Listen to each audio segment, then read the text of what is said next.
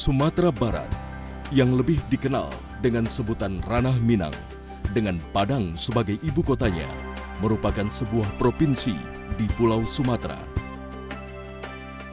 Sumatera Barat yang terletak di pesisir barat bagian tengah Pulau Sumatera terdiri dari dataran rendah di pantai barat dan dataran tinggi vulkanik yang dibentuk oleh bukit barisan. Keindahan pantai dan pegunungan menjadikan daya tarik sendiri seperti Kepulauan Mentawai, surga bagi para peselancar. Selain keindahan alam dan budayanya, Sumatera Barat terletak di kawasan yang dinamakan Pacific Ring of Fire, yaitu sebuah zona di mana sangat sering terjadi gempa bumi dan meletusnya gunung berapi. Dan daerah seperti pantai pesisir bagian barat dan Kepulauan Mentawai yang menghadap langsung Samudra Hindia sangat riskan akan ancaman gempa yang akan mengakibatkan tsunami.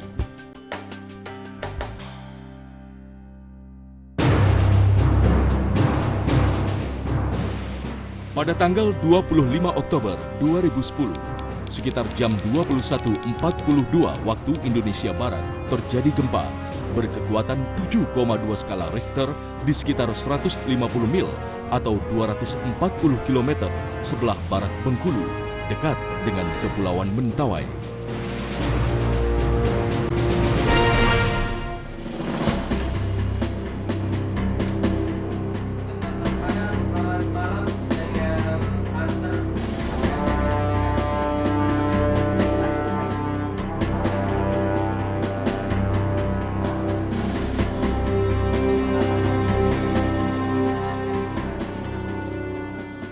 Jelas semua prosedur sudah kita kerjakan untuk pengecekan daerah yang berada di seluruh jajaran pantai bagian barat Sumatera. Setelah kita cek, pada umumnya masyarakat kita masih dalam keadaan baik-baik saja.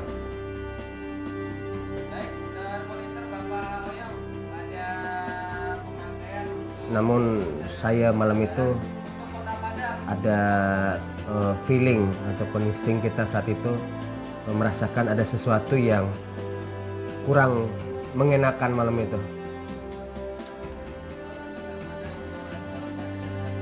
Dan kita meminta kepada rekan-rekan kalau mendapatkan informasi ataupun sempat menjalin komunikasi terutama dengan daerah yang ada di Kabupaten Kepulauan Mentawai, mohon dengan sangat kami yang bertugas di kantor SAR Padang malam itu mohon disampaikan juga, karena kita masih merasakan rasa khawatir yang sangat sehubungan dengan berita yang belum bisa kita dapatkan bagaimana keadaan sesungguhnya bagi saudara-saudara kita yang ada di Kabupaten Kepulauan Mentawai pada saat itu.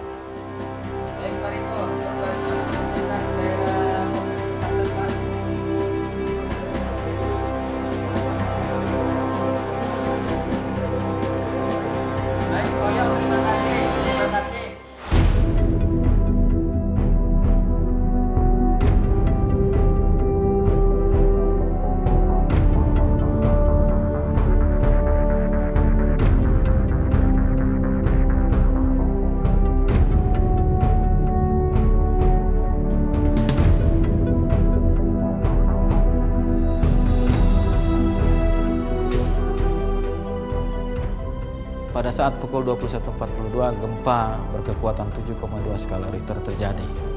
Pada saat itu, saya berada di rumah dan saya langsung menuju kantor untuk mengkoordinir semua staf dan pegawai kantor SAR Padang ini. Koordinasi yang saya lakukan adalah pertama-tama koordinasi kepada Kasiop. Kasiop itu waktu itu dijabat oleh Pak Dwi Warmen untuk memanggil semua pegawai kantor SAR Padang, baik reskuer maupun non-reskuer untuk berkumpul di kantor. Karena intuisi saya mengatakan bahwasanya ini terjadi sesuatu yang berbahaya. Namun, di mananya kita belum mengetahuinya. Setelah saya plotting di peta, saya menyimpulkan bahwasanya terjadilah gempa di seputaran Mentawai, sebelah selatan Pulau Mentawai. Kemudian saya langsung menghubungi Bapak Direktur Operasi untuk melaporkan bahwasannya telah terjadi gempa berkekuatan 7,2 skala Richter.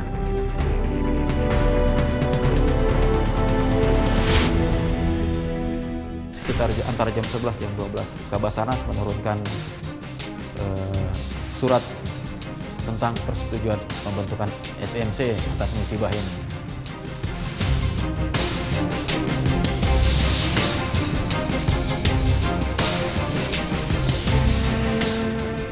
Briefing terus kami lakukan, koordinasi terus kami lakukan, memanggil semua potensi SAR yang terkait dengan kantor SAR Padang, dan atas itu disimpulkan untuk memberangkatkannya pada esok hari pagi. Mereka bilang pagi kita bisa ke Mentawai, tetapi ternyata pagi tidak ada satupun ferry yang bisa berlayar pada waktu itu, dan ferry berlayar adalah pukul 17.00 sore. Dengan ferry itulah kami memberangkatkan tim pertama. Itulah tim awal yang sampai di sana. Tim awal yang di sana langsung melakukan koordinasi, dan saudara Akmal kami tunjuk sebagai OSC, Mission Commander. Sementara saya atas perintah Kabasarnas untuk berkoordinasi di sini dengan BPBD Sumatera Barat. Dari atas hasil koordinasi ini kemudian datang tim-tim dari kantor SAR lain, termasuk dari Banda Aceh yang mengirimkan kapalnya. Nah, kita melakukan operasi total di kawasan Mentawai.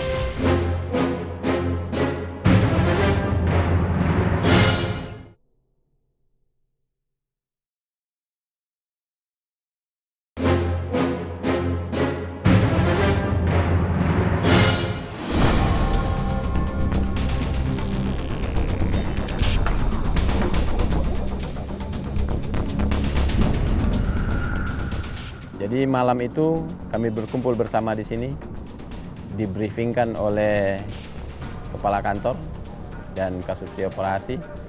Kami briefing di sini bahwa telah terjadi gempa. Beberapa menit setelah itu kami belum mendapatkan informasi apakah terjadi tsunami atau tidak. Belum. Setelah terbentuknya struktur organisasi operasi, beliau selaku SMC SAR Mission Koordinator. Di dalam briefing saya ditunjuk langsung sebagai OSC, On Scan Koordinator. Tepatnya jam 1 malam, rekan SAR sudah bilang kepada tim siap-siap besok berangkat.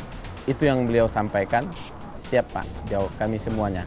Setelah sebagai OSC, saya kumpulkan tim, baik itu dari kantor maupun dari potensi yang ada, kumpul di sini.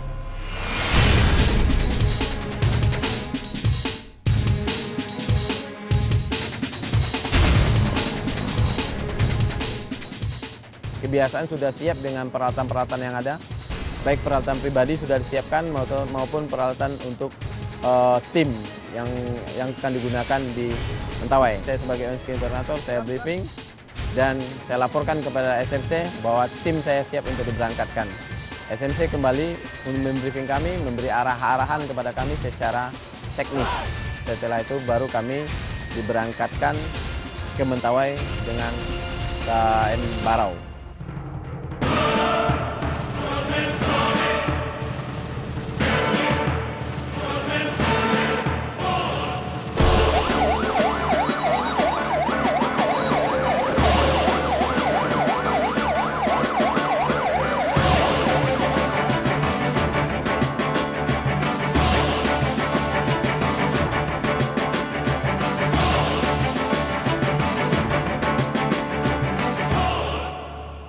Tiba di lokasi, jadi di sana saya berkoordinasi dengan Bapak Bupati, Bapak Dandim, Pak Josafat, Pak Kapolres, Tua Pejat itu Kapolres Mentawai.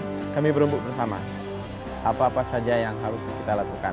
Kita dirikan posko SAR, setelah itu baru kita pelajari titik-titik mana yang harus kami lakukan operasi pencarian dan pertolongan.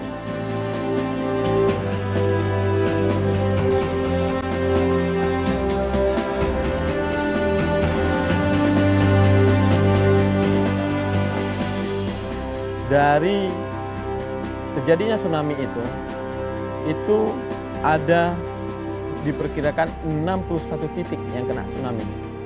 Dari 61 terdapat 19 titik yang terdapat korban yang meninggal.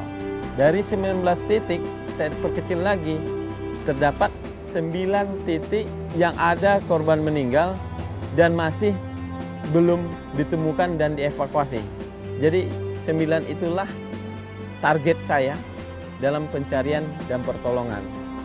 Target utama pada saat itu adalah untai baru-baru yang membawa bendera rescue, artinya berkualifikasi rescue itu lebih kurang 50 tim yang tergabung dengan saya, dengan jumlah personilnya itu hampir 600 atau 585 orang yang tergabung dalam pencarian dan pertolongan.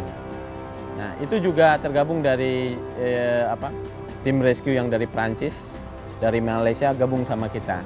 Jadi gabung sama kita satu komando dalam pencarian dan pertolongan.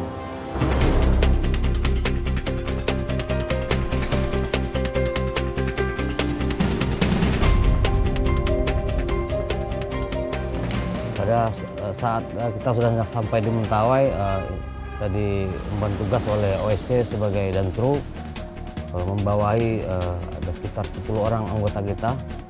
Kebetulan daerah operasi SAR yang ditugaskan oleh SMC dan OSC kita ditempatkan di Montai Baru-Baru. Menurut informasi dari posko, karena di Montai baru-barulah yang banyak penghuninya. Berarti bisa kita antusiasikan korban di sana banyak. Alat transportasi yang kita pergunakan, kita minta bantuan sama masyarakat dan nelayan. Kita mempergunakan botnya nelayan. Untuk cuaca pada saat itu gelombang tinggi, hujan, berkat doa, alhamdulillah kita selamat sampai di Montai Baru-Baru.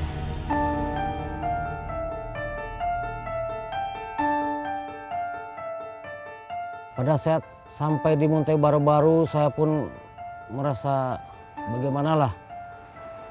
Hanya lantai-lantai rumah yang kelihatan, udah berantakan semua, udah banyak tumpukan-tumpukan kayu berkat sapuan dari tsunami ke daratan. Udah berantakan mas, udah berantakan.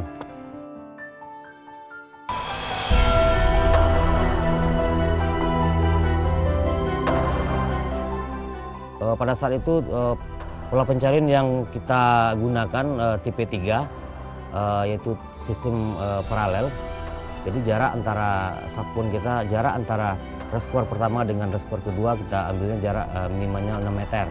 Pada saat itu kita mendapat informasi di kanan paling ujung tim kita berteriak ada korban katanya yang masih hidup. Alhamdulillah kita fokuskan semua tim untuk merapat ke titik di mana korban itu ditemukan. Kita lakukan medipack, kita evakuasi dia. Untuk korban jenis kelaminnya laki-laki, namanya Martin, umurnya lebih kurang 9 tahun. Yang jelas pada saat kita evakuasi korban dari Montai Baru-Baru ke Sekakap, korban masih hidup. Sampai sekarang saya pun berdoa mudah-mudahan Martin dalam keadaan sehat dan walafiat.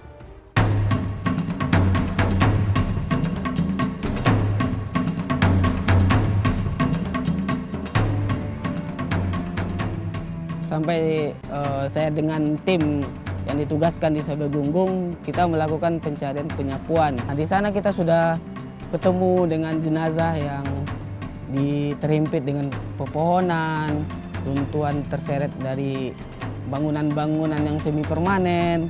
Nah, di sana kita evakuasi dengan keterbatasan kantong jenazah yang kita bawa. Itu kita tandai, kasih bendera atau pancang bahwasanya di sini loh. Untuk mempermudah tim-tim yang selanjutnya akan datang untuk membantu kita melakukan evakuasi jenazah di daerah tersebut. Karena tugas pertamanya itu kita mencari yang prioritaskan yang lebih hidup dulu gitu, dibandingkan jenazah-jenazah yang telah kita ketemui. Terkendalanya di air bersih, terus cuaca yang ekstrim. Korban banyaknya itu terseret yang di bawah pepohonan gitu. Jadi kita membutuhkan peralatan lagi, chainsaw, untuk kita evakuasi lebih mudah mengangkat jenazah tersebut.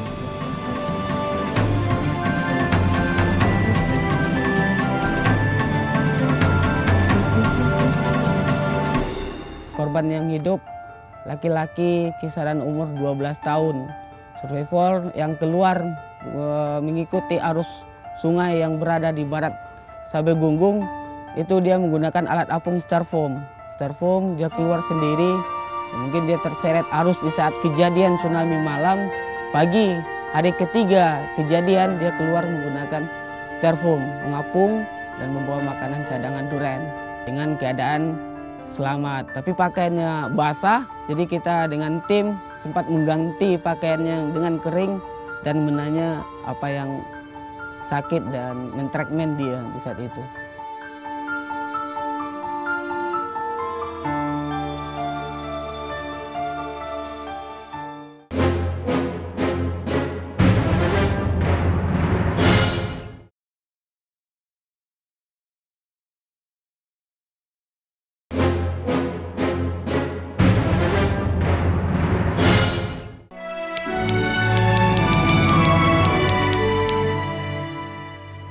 Saya selaku Kepala Pemerintahan ingin menegaskan sekali lagi apa yang saya sampaikan beberapa saat yang lalu, dan insya Allah akan pemerintah tuangkan nanti dalam satu kebijakan dan instruksi, apakah peraturan pemerintah, peraturan presiden, instruksi presiden, bahkan kalau perlu kita tarik menjadi undang-undang, yang intinya adalah perlu dilakukan penataan kembali lokasi-lokasi pemukiman yang nyata-nyata rawan terhadap gempa bumi dan tsunami, termasuk tanah longsor. Basarnas tidak bekerja sendirian. Kerjasama antar instansi terkait mereka lakukan, serta Basarnas pun membina potensi SAR yang ada. Memang kita sebetulnya sudah ada protap ya, yang kita sepakati bersama. Sehingga ketika terjadi gempa di Pagai itu, kita langsung berkomunikasi dengan Basarnas terkait dengan kira-kira tindakan apa yang harus kita lakukan. Nah, itu tentu berdasarkan besaran kejadian. Malam itu memang akhirnya diputuskan kita harus kirim tim SAR. Nah, diberangkatkanlah pertama itu Basarnas yang dari Basarnas Padang. Berikutnya baru tim-tim lain menyusul. Nah, dalam hal ini Basarnas memang sudah menjadi tupoksinya, menjadi leading sektor di dalam kegiatan SAR. Semua sektor-sektor pihak-pihak yang melakukan operasi SAR di lokasi bencana itu semuanya di bawah koordinasi Basarnas. Basarnas menjadi leading sektornya, dan ini kita terapkan di ketika tsunami Mentawai itu.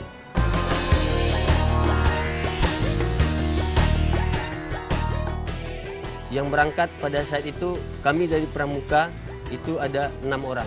Selama operasi SAR Mentawai, kami banyak mendapatkan ilmu dan pengalaman yang sangat berharga, di mana kami bisa mendapatkan ilmu survival, teknik evakuasi yang lebih mendalam, dan di sana kami juga bisa belajar berkomunikasi dengan potensi-potensi SAR yang ada selama di Mentawai. Dan yang terpentingnya di sini kami bisa ikhlas dalam membantu dan menolong demi kemanusiaan dan negara ini. Dengan posisi Sumatera Barat yang tepat berada pada Pacific Ring of Fire, maka potensi bencana sangatlah besar. Oleh karena itu, kantor Basarnas Padang siap melakukan antisipasi datangnya musibah. Potensi yang terdapat di Padang banyak sekali. Sebagaimana kita ketahui, Kota Padang dan Sumatera Barat merupakan provinsi yang pesat perkembangannya. Seiring dengan pesatnya perkembangan itu, tingkat frekuensi transportasi pun bertambah, baik transportasi udara, laut, maupun darat. Dengan tingginya frekuensi transportasi, tinggi juga potensi musibah. Potensi musibah lainnya juga tak kurang, seperti gempa bumi, tsunami, banjir, tanah longsor, orang tenggelam di laut, di sungai, dan orang hilang di gunung. Kantor SAR Padang mempunyai program ke depan, kita bagi menjadi 2. Secara internal, kita tentu meningkatkan kemampuan rescuer kita atau petugas kita dengan program-program pelatihan dan pendidikan serta menambah alat SAR kita. Secara eksternal, kita melatih potensi SAR. Kita akan melaksanakan latihan bersama sehingga mempunyai sasaran yang sama dan pola pikir serta pola tindak yang sama juga.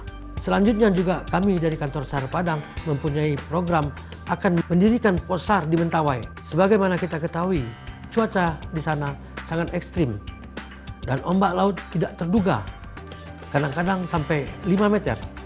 Ini menjadi ancaman musibah bagi masyarakat. Kita ketahui juga bahwa Kepulauan Mentawai sangat rawan terhadap musibah gempa dan tsunami. Ini karena Kepulauan Mentawai adalah termasuk dalam Ring of Fire. Inilah ide kita, mengapa kita merencanakan mendirikan pos di Mentawai, supaya respon time layanan SAR kita lebih cepat.